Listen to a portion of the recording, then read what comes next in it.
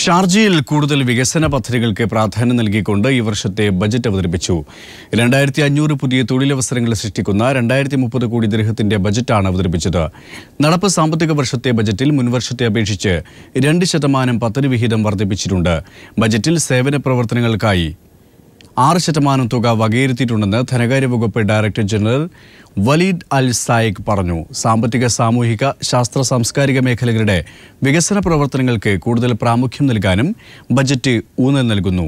ബജറ്റിൽ 1% അടിയന്തര പ്രാധാന്യമുള്ള കാര്യങ്ങൾക്ക് കരുതൽ ഫണ്ടായി നീക്കിവച്ചിട്ടുണ്ട്. 26% ശമ്പളം, ക്ഷാമബത്ത, മറ്റ് ആനുകൂല്യം എന്നിവയ്ക്കും 46% സാമ്പത്തിക മേഖലയുടെ വികസനത്തിനും ചെലവഴിക്കും. സ്വദേശീയവൽക്കരണം, തൊഴിൽ സാഹചര്യങ്ങളുടെ ഉന്നമനം എന്നിവയ്ക്കായി 13% വകയിരുത്തിയത്.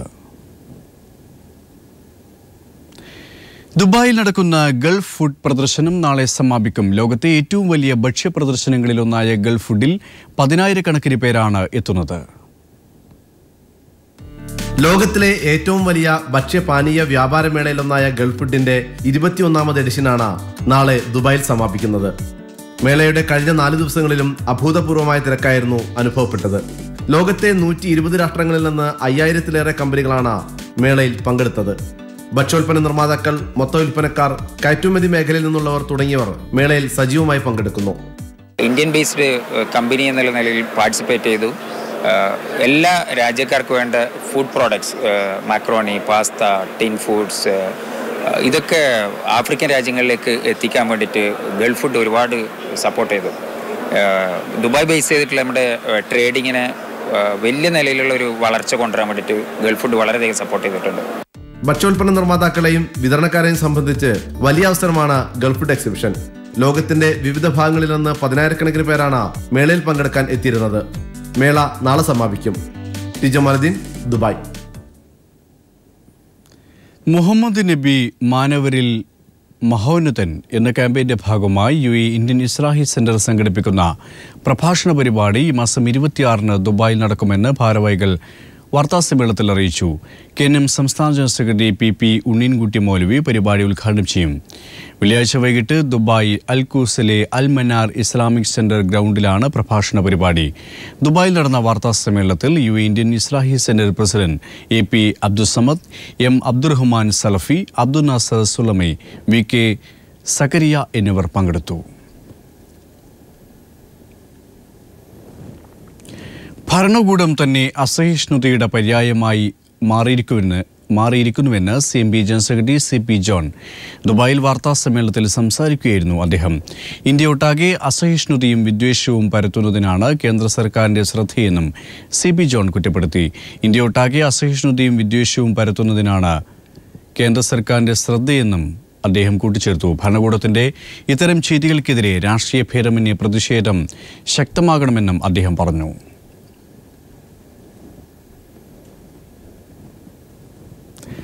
ദമാം ഇന്റർനാഷണൽ ഇന്ത്യൻ സ്കൂളിൽ അടുത്ത അധ്യയന വർഷം മുതൽ നടപ്പിലാക്കുന്ന ട്രാൻസ്പോർട്ടേഷൻ പരിഷ്കാരത്തിനും വർദ്ധിപ്പിച്ച ഫീസിനുമെതിരെ നിരവധി പേർ രംഗത്ത് വന്നു. ദമാം നവോദയയ്ക്ക് പുറമെ മുൻ ഭരണസമിതി chairman Abdullah Mancheri, Dammam Indian parents association president Najeem Basheer തുടങ്ങി നിരവധി രക്ഷിതാക്കൾ പ്രതിഷേധവുമായി രംഗത്തെത്തി. ഇന്ത്യൻ സ്കൂൾ ദമാമിൽ അടുത്ത അധ്യയന വർഷം ട്രാൻസ്പോർട്ടേഷൻ രംഗത്ത് വരുത്താൻ ഉദ്ദേശിക്കുന്ന മാറ്റവും അത് സംബന്ധമായ സർക്കുലറും ശ്രദ്ധയിൽപ്പെട്ടു. ഇത് വിദ്യാർത്ഥികളെ സംബന്ധിച്ചിടത്തോളം, രക്ഷിതാക്കളെ സംബന്ധിച്ചിടത്തോളം ഏറ്റവും ദുഃഖകരമായ ഒരു നടപടിയാണ്. തീർച്ചയായിട്ടും മാനേജിംഗ് കമ്മിറ്റി ഈ തീരുമാനത്തിൽ നിന്നും പുറകോട്ട് പോകണം. ഇന്ത്യൻ ഇന്റർനാഷണൽ സ്കൂളിന്റെ സമയമാറ്റം പ്രതിഷേധാർഹമാണ്. സർവേ എന്ന പേരിൽ പ്രിൻസിപ്പൽ 2 ദിവസത്തോടെ നടത്തുന്ന തട്ടിപ്പ് അപ്രായോഗികമാണ്. മാനേജ്മെന്റിന് ചട്ടുകമായ പ്രിൻസിപ്പൽ 15 റിയാലിന്റെ വർധനവോ സമയമാറ്റമാണോ വേണ്ടത് എന്ന ചോദ്യത്തിനപ്പുറം ഇത് അംഗീകരിക്കാത്ത ബഹുഭൂരിപക്ഷം രക്ഷിതാക്കളുടെ അഭിപ്രായം രേഖപ്പെടുത്തുന്നതിന് വെബ്സൈറ്റിൽ അവസരമൊരുക്കിവിട്ടില്ല. 15 റിയാൽ മൂലം ഒരു വർഷം 3.5 മില്യൺ റിയാലിന്റെ ധനസമാഹരണമാണ് സ്കൂൾ അധികൃതർ നടത്താൻ ഉദ്ദേശിക്കുന്നത്. ഇത് തീവെട്ടിക്കൊള്ളയാണ്, തികച്ചും അപലപനീയമാണ്. ഇന്ന് പുറത്തുവിട്ട സർക്കുലർ രക്ഷിതാക്കളെ വീണ്ടും ആശങ്കാകുലരാക്കിയിരിക്കുകയാണ്. കുവൈറ്റ് ദേശീയ വിമോചന ദിനാഘോഷങ്ങളുടെ ഭാഗമായി കോഴിക്കോട് ജില്ല NRI അസോസിയേഷൻ സംഘടിപ്പിക്കുന്ന മലബാർ മഹോത്സവം 2016 നാളെ Abbasiya Indian central school open air ഓഡിറ്റോറിയത്തിൽ നടക്കുമെന്ന് സംഘാടകർ വാർത്താസമ്മേളനത്തിൽ അറിയിച്ചു. പ്രശസ്ത ചലച്ചിത്ര സംവിധായകൻ അടൂർ ഗോപാലകൃഷ്ണൻ മുഖ്യാതിഥിയായി പങ്കെടുക്കും. വെള്ളിയാഴ്ച രാവിലെ 9:30 ആരംഭിക്കുന്ന പരിപാടിയിൽ വിവിധ മത്സരങ്ങൾ അരങ്ങേറും. 4:15 തുടങ്ങുന്ന സാംസ്കാരിക സമ്മേളനം ഇന്ത്യൻ അംബാസിഡർ സുനിൽ ജെയിൻ ഉദ്ഘാടനം ചെയ്യും. അടൂർ ഗോപാലകൃഷ്ണൻ മുഖ്യ പ്രഭാഷണം നിർവഹിക്കും. അഭിജിത്ത് കൊല്ലം, കീർത്തന, ആകാശ് എന്നിവർ നയിക്കുന്ന ഗാനമേളയും സിറാജ് പയ്യോളി, സജി ഉച്ചിറ എന്നിവർ നയിക്കുന്ന കോമഡി ഷോയും വിവിധ കലാപരിപാടികളും അരങ്ങേറും. അസിസ് തിക്കോടി, സത്യൻ വരുണ്ട, സഹീർ ആലക്കൽ, ആലിക്കോയ, ഇല്യാസ് തോട്ടത്തിൽ, കൃഷ്ണൻ കടലുണ്ടി, സുരേഷ് മാത്തൂർ, എം സുബേർ എന്നിവർ വാർത്താസമ്മേളനത്തിൽ സംബന്ധിച്ചു. പ്രമുഖ ചോക്ലേറ്റ് ഉൽപ്പന്ന കമ്പനിയായ മാസിന്റെ ചില മിഠായികളിൽ പ്ലാസ്റ്റിക്കിന്റെ അംശം കണ്ടെത്തി. ഇതേ തുടർന്ന് ഈ ചോക്ലേറ്റുകൾ കഴിക്കരുതെന്ന് സൗദി ഫുഡ് ആൻഡ് ഡ്രഗ്സ് മുന്നറിയിപ്പ് നൽകി.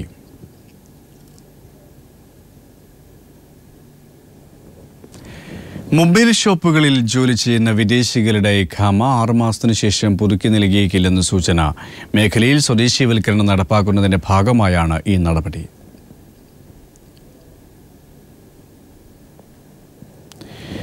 അലിഫ് ഇന്റർനാഷണൽ സ്കൂളിൽ ഗുഡ് ബൈ കിൻഡർ ഗാർട്ടൻ 2016 വർണ്ണാഭമായ പരിപാടികളോട് ആഘോഷിച്ചു. UKG വിദ്യാർത്ഥികളുടെ ഗ്രാജുവേഷൻ ചടങ്ങുകളായിരുന്നു പരിപാടിയുടെ മുഖ്യ ആകർഷണം.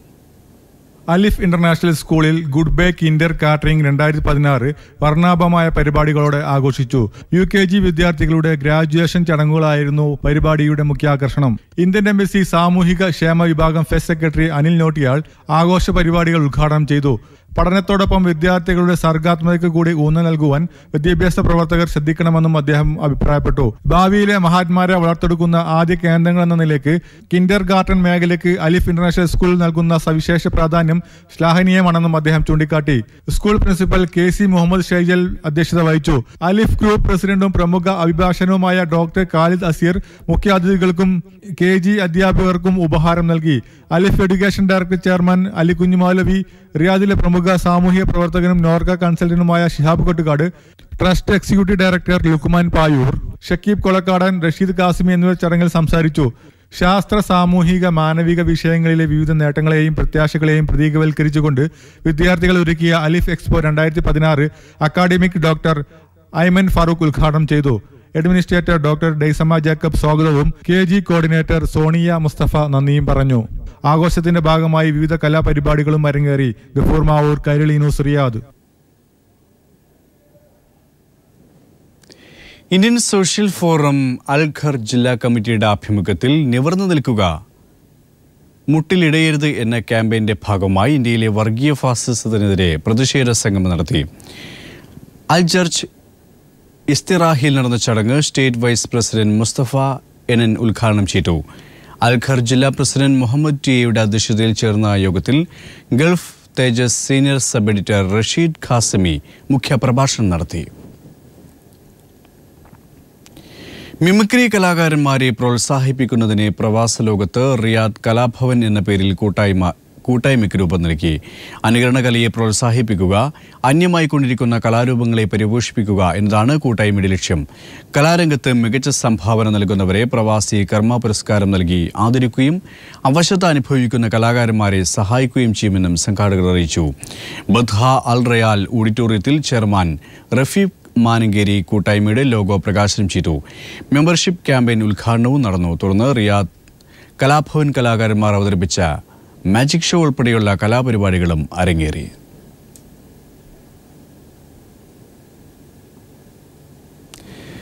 റിയാദിലെ തിരുവനന്തപുരം ജില്ലാ നിവാസികളുടെ കൂട്ടായ്മയായ ടെക്സയുടെ മർഹബ 2016 എന്ന കലാസന്ധിയുടെ ഭാഗമായി ജിപാസുമായി സഹകരിച്ച് നടത്തിയ കൂപ്പൺ നറുക്കെടുപ്പിൽ വിജയികളായവർക്ക് സമ്മാനദാനം നടത്തി. ഒന്നാം സമ്മാനമായ കരോക്കെ പ്രൊഫഷണൽ സ്പീക്കർ സിസ്റ്റത്തിന് മുരുകൻ തിരുവനന്തപുരം അർഹനായി. രണ്ടാം സമ്മാനമായ മൈക്രോവേവ് ഓവൻ സുനിൽ നെയ്യാറ്റിൻകരയും, മൂന്നാം സമ്മാനം സുജ പ്രകാശും, നാലാം സമ്മാനം പാർവതിയും, അഞ്ചാം സമ്മാനം ഹരികുമാറും സ്വന്തമാക്കി. മലാസിലെ ഭാരത് റെസ്റ്റോറന്റിൽ പ്രസിഡന്റ് നൌഷാദ് കിളിമാരൂരിന്റെ അധ്യക്ഷതയിൽ കൂടിയ ചടങ്ങിലാണ് സമ്മാനങ്ങൾ കൈമാറിയത്. കൂപ്പണിലൂടെ ലഭിച്ച മുഴുവൻ തുകയും ജീവനം പദ്ധതിക്കായി നീക്കിവെക്കുമെന്ന് ടെക്സ പ്രസിഡന്റ് അറിയിച്ചു. വരുന്ന നിയമസഭാ തെരഞ്ഞെടുപ്പിൽ കേരളത്തിൽ LDF വിജയിക്കുമെന്ന് പീപ്പിൾ ടിവിക്ക് വേണ്ടി സെന്റർ ഫോർ ഇലക്ടറൽ സ്റ്റഡീസ് നടത്തിയ അഭിപ്രായ വോട്ടെടുപ്പിൽ പ്രവചനം. LDFന് 85 മുതൽ 90 വരെ സീറ്റുകളും UDFന് 50 മുതൽ 55 വരെ സീറ്റുകളും ലഭിക്കുമെന്നാണ് പ്രവചനം. 4 സീറ്റുകളിൽ ജയസാധ്യതയുണ്ടെങ്കിലും BJPക്ക് ഉറച്ച സീറ്റുകൾ ഒന്നുമില്ലെന്നും സർവേ ചൂണ്ടിക്കാണിക്കുന്നു. വരുന്ന നിയമസഭാ തെരഞ്ഞെടുപ്പിൽ ആരു വിജയിക്കും? പീപ്പിൾ ടിവിക്ക് വേണ്ടി സെന്റർ ഫോർ ഇലക്ടറൽ സ്റ്റഡീസ് നടത്തിയ അഭിപ്രായ സർവേയുടെ അന്തിമ ഫലം ഇങ്ങനെയാണ്. എങ്ങനെയാണ് കേരളം ഇന്ന് വോട്ട് ചെയ്യുകയാണെങ്കിൽ വോട്ട് ചെയ്യാൻ പോകുന്നത്? ആർക്ക് എത്ര സീറ്റ് കിട്ടും, എത്ര ശതമാനം വോട്ട് കിട്ടും നോക്കുക.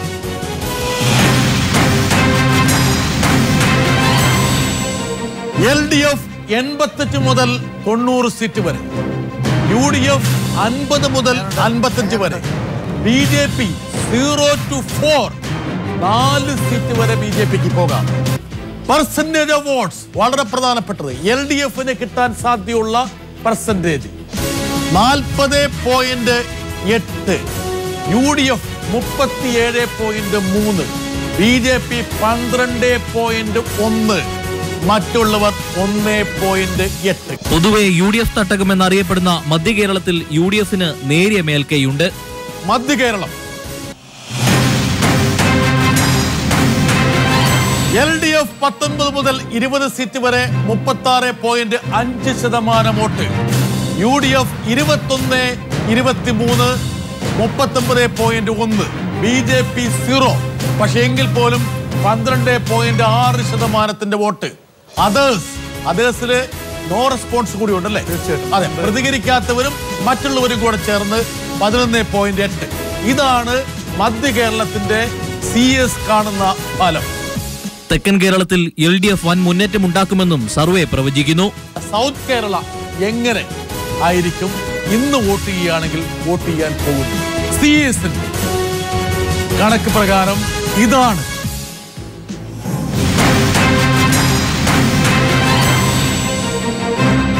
LDF 29 മുതൽ 32 വരെ 42.2 വോട്ട്, UDF 7 മുതൽ 9 വരെ. ഒരുപക്ഷെ UDFന്റെ ഏറ്റവും വലിയ തിരിച്ചടി സംഭവിക്കാൻ പോകുന്ന ഒരു മേഖല തെക്കൻ കേരളമാണ്. പ്രതീക്ഷയോടെ മത്സരിക്കുന്ന BJPക്ക് 4 സീറ്റുകളിൽ ജയസാധ്യതയുണ്ട്. എന്നാൽ ഒരു സീറ്റിലും വിജയം ഉറപ്പിക്കാനാകില്ലെന്ന് സർവേ ചൂണ്ടിക്കാട്ടുന്നു. News desk. നവാഗതരായ വോട്ടർമാർ ഉൾപ്പെടെ എല്ലാ പ്രായവിഭാഗക്കാർക്കിടയിലും LDFന് മേൽക്കൈയുള്ളതായി CS സർവേ ചൂണ്ടിക്കാട്ടുന്നു. ന്യൂനപക്ഷ വിഭാഗങ്ങൾക്കിടയിൽ LDFന്റെ സ്വാധീനം വർദ്ധിക്കുന്നതായും സർവേ വ്യക്തമാക്കുന്നു.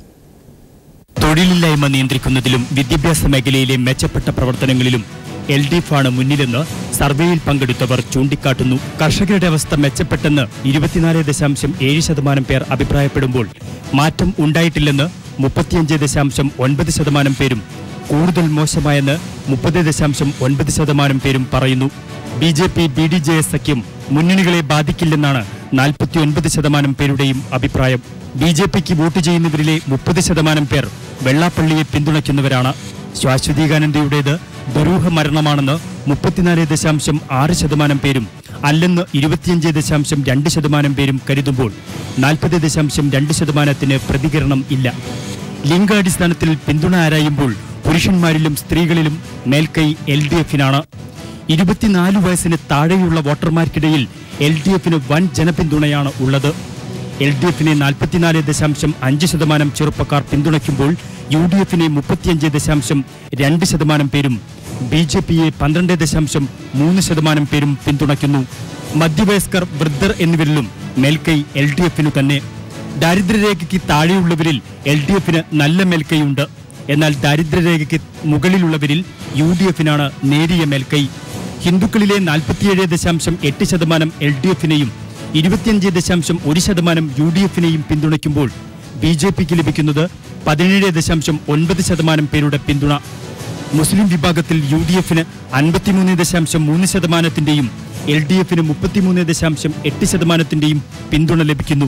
ക്രിസ്ത്യൻ വിഭാഗത്തിലെ 51.4% പേർ UDFനെ പിന്തുണയ്ക്കുമ്പോൾ LDFന് ലഭിക്കുന്നത് 31.4%-ന്റെ പിന്തുണ. മുൻ തെരഞ്ഞെടുപ്പിനെ അപേക്ഷിച്ച് ന്യൂനപക്ഷ വിഭാഗങ്ങൾ LDFുമായി അടുക്കുന്നതായും സർവേ വ്യക്തമാക്കുന്നു. News desk.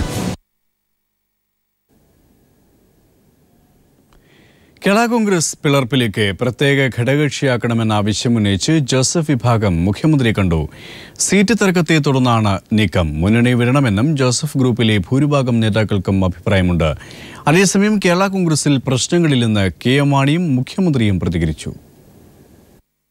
UDFിൽ പ്രത്യേക ഘടകകക്ഷിയായി പരിഗണിക്കണമെന്നാണ് ജോസഫ് വിഭാഗത്തിന്റെ നിലപാട്. നിയമസഭാ തെരഞ്ഞെടുപ്പിൽ 6 സീറ്റ് കിട്ടിയില്ലെങ്കിൽ മുന്നണി വിടണമെന്ന നിലപാട് ജോസഫ് വിഭാഗത്തിലെ ഭൂരിഭാഗം നേതാക്കൾക്കുമുണ്ട്.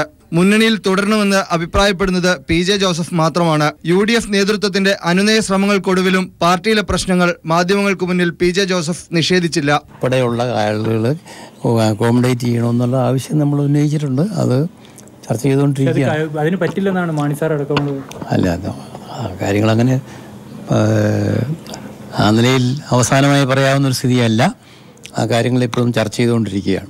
അതേസമയം ജോസഫിന് പരാതി ഉണ്ടെന്നത് മാധ്യമ വാർത്തകൾ മാത്രമാണെന്ന് കെ എം മാണിയും മുഖ്യമന്ത്രിയും പറഞ്ഞു. ജോസഫ് ഗ്രൂപ്പ് കഴിഞ്ഞ പ്രാവശ്യം മത്സരിച്ചതോ മത്സരിച്ച ഏതെങ്കിലും ഒരു സീറ്റ് കേരള കോൺഗ്രസ് വേണമെന്ന് ആവശ്യപ്പെട്ടിട്ടില്ല. ഇങ്ങനെയൊന്നും ഒരു സാഹചര്യവും ഈ പാർട്ടിക്കകത്തില്ല. നിങ്ങളൊക്കെ യാതൊരു സത്യവുമായിട്ട് ബന്ധമില്ലാത്ത വാർത്തകളാണ് നിങ്ങൾ കൊടുക്കുന്നത്. എന്നെ ഡൽഹിയിൽ നിന്ന് ഒരാൾ വിളിച്ച് ചോദിക്കുമ്പോഴാണ് ഞാൻ അറിയുന്നത് ശ്രീ PJ ജോസഫും ഞങ്ങളെല്ലാവരും ഇന്ന് ഒന്നിച്ചുണ്ടായിരുന്നു. അങ്ങനെ ഒരു കാര്യവും പറഞ്ഞിട്ടില്ല. നിലവിലുള്ള 4 സീറ്റുകൾക്ക് പുറമെ ഫ്രാൻസിസ് ജോർജിന് പൂഞ്ഞാറും ആന്റണി രാജുവിന് തെക്കൻ മേഖലയിലും സീറ്റ് വേണമെന്നതാണ് ജോസഫ് വിഭാഗത്തിന്റെ ആവശ്യം. അങ്ങനെയല്ലെങ്കിൽ മാണിക്കൊപ്പം തുടരില്ലെന്നും നേതാക്കൾ പറയുന്നു. News bureau, Thiruvananthapuram. നിയമസഭ അനിശ്ചിതകാലത്തേക്ക് പിരിഞ്ഞു. പ്രതിപക്ഷ പ്രതിഷേധം മറികടക്കാനാകാതെയാണ് നിയമസഭാ സമ്മേളനം വെട്ടിച്ചുരുക്കി സർക്കാരിന്റെ ഒളിച്ചോട്ടം. പാമോലിം കേസിലെ കോടതി പരാമർശത്തിന്റെ പേരിൽ ഉമ്മൻചാണ്ടി രാജിവെക്കണമെന്ന് നിയമസഭയിൽ പ്രതിപക്ഷം ആവശ്യപ്പെട്ടു. ആരോപണങ്ങളിൽ നിന്ന് രക്ഷ നേടാൻ നിയമസഭയെ തന്നെ സർക്കാർ ഇല്ലായ്മ ചെയ്യുന്നുവെന്ന് VS ആരോപിച്ചു. പാമോലിം കേസിൽ മുഖ്യമന്ത്രി ഉമ്മൻചാണ്ടിയുടെ പങ്ക് തെളിവായിരിക്കുന്നുവെന്ന തൃശൂർ വിജിലൻസ് കോടതിയുടെ പരാമർശമായിരുന്നു പ്രതിപക്ഷത്തിന്റെ ഇന്നത്തെ അടിയന്തര പ്രമേയ ചർച്ചാ നോട്ടീസ്. കേസിൽ മുഖ്യമന്ത്രിക്ക് പങ്കുണ്ടെന്ന വിജിലൻസ് കോടതി പരാമർശിച്ച പശ്ചാത്തലത്തിൽ മുഖ്യമന്ത്രി ഉമ്മൻചാണ്ടി തൽസ്ഥാനം രാജിവെക്കണമെന്ന് നോട്ടീസ് നൽകി സംസാരിച്ച രാജു എബ്രഹാം ആവശ്യപ്പെട്ടു. എന്നാൽ പ്രസക്തമല്ലാത്ത ഒരു പ്രതിയുടെ ഡിസ്ചാർജ് പെറ്റീഷൻ പരിഗണിക്കവേ കോടതി നടത്തിയ പരാമർശത്തിന് യാതൊരു പ്രാധാന്യവും പ്രസക്തിയുമില്ലെന്ന് മറുപടി പറഞ്ഞ ആഭ്യന്തരമന്ത്രി സൂചിപ്പിച്ചു. വിഷയത്തിൽ രാഷ്ട്രീയ പ്രേരിതമായി പ്രതിപക്ഷം പുകമറ സൃഷ്ടിക്കാൻ ശ്രമിക്കുന്നുവെന്നും രമേശ് ചെന്നിത്തല കൂട്ടിച്ചേർത്തു. തുടർന്ന് മറുപടി പറയാൻ മുഖ്യമന്ത്രി എഴുന്നേറ്റപ്പോൾ പ്രതിപക്ഷം മുദ്രാവാക്യം വിളിച്ച് പ്രതിഷേധിക്കുകയായിരുന്നു. പാമോലിം കേസിൽ സർക്കാർ ഖജനാവിന് 1 രൂപയുടെ പോലും നഷ്ടമുണ്ടായിട്ടില്ല. തന്നെ കേസിൽ പ്രതി ചേർത്തിട്ടില്ലെന്നും പ്രതിപക്ഷ പ്രതിഷേധത്തിനിടെ മറുപടി പറഞ്ഞ ഉമ്മൻചാണ്ടി വ്യക്തമാക്കി. മന്ത്രിമാരുടെ മറുപടിയെ തുടർന്ന് സ്പീക്കർ ചർച്ചയ്ക്ക് അനുമതി നിഷേധിച്ചു. മുഖ്യമന്ത്രി ഉമ്മൻചാണ്ടി അഴിമതിയുടെ പേരിൽ തലയിൽ മുണ്ടിട്ട് നടക്കുകയാണ്. മുഖ്യമന്ത്രിക്ക് അഴിമതിയുടെ പേരിൽ കോടതികളിൽ നിന്ന് കവിളത്ത് തുടരെ അടികിട്ടുകയാണെന്നും തുടർന്ന് സംസാരിച്ച പ്രതിപക്ഷ നേതാവ് പറഞ്ഞു. പാമോയിൽ കേസ് ഉപയോഗിച്ച് മുഖ്യമന്ത്രി ഉമ്മൻചാണ്ടി ആദ്യം അരിഞ്ഞു വീഴ്ത്തിയത് K കരുണാകരനെയാണെന്നും VS ചൂണ്ടിക്കാട്ടി. സ്പീക്കറുടെ നടപടിയെ തുടർന്നുണ്ടായ പ്രതിപക്ഷ പ്രതിഷേധത്തിൽ സഭാ നടപടികൾ വേഗത്തിൽ പൂർത്തിയാക്കാൻ സ്പീക്കർ ശ്രമിച്ചപ്പോൾ പ്രതിഷേധം ശക്തിപ്പെടുത്തി പ്രതിപക്ഷം അതിനെ പ്രതിരോധിച്ചു. തുടർന്ന് സ്പീക്കർ സഭ 1 മണിക്കൂറിലധികം. പിന്നീട് സഭ പുനരാരംഭിച്ചപ്പോൾ നാളത്തെ സഭയിലെ ബിസിനസ് ഇന്ന് തന്നെ നടത്തണമെന്ന പ്രമേയം മുഖ്യമന്ത്രി അവതരിപ്പിച്ച് ഭരണപക്ഷം അത് പാസാക്കുകയായിരുന്നു. ഇതിൽ പ്രതിഷേധിച്ച് പ്രതിപക്ഷം സഭ ബഹിഷ്കരിച്ചു.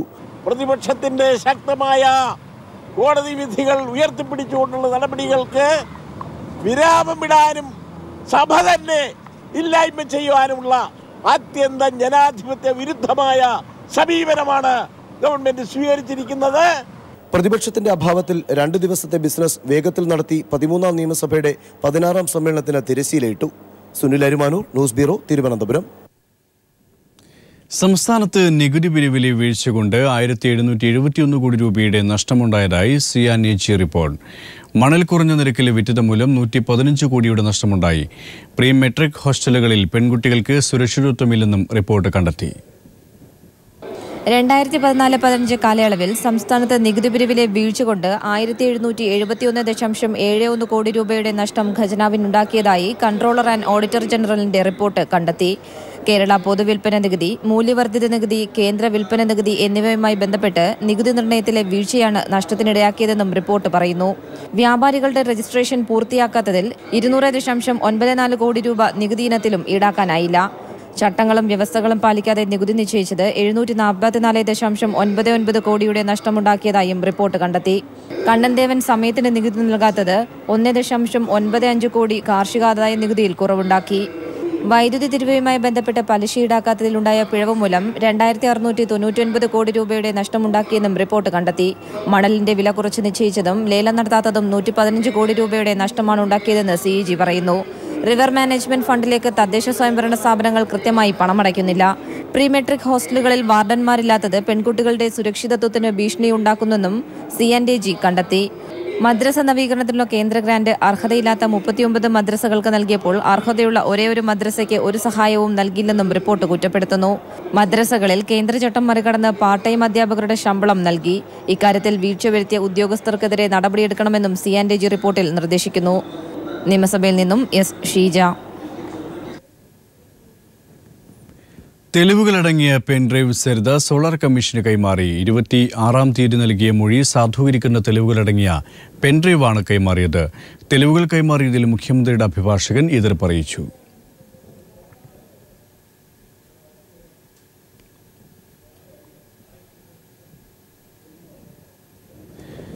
സോളാർ കമ്മീഷനെതിരെ പോലീസ് അസോസിയേഷന്റെ അപകീർത്തികരമായ പരാമർശങ്ങൾ വിവാദമാവുകയാണ്. അസോസിയേഷൻ സെക്രട്ടറി ഹൈക്കോടതിയിൽ നൽകിയ ഹർജിയിലാണ് അപകീർത്തികരമായ പരാമർശങ്ങൾ. മസാലപ്പടം പോലെയാണ് കമ്മീഷന്റെ പ്രവർത്തനമെന്നും ജുഡീഷ്യൽ നടപടിക്രമങ്ങൾക്ക് അപമാനമാണ് കമ്മീഷന്റെ പ്രവർത്തനങ്ങളെന്നുമാണ് ഈ പരാമർശങ്ങൾ.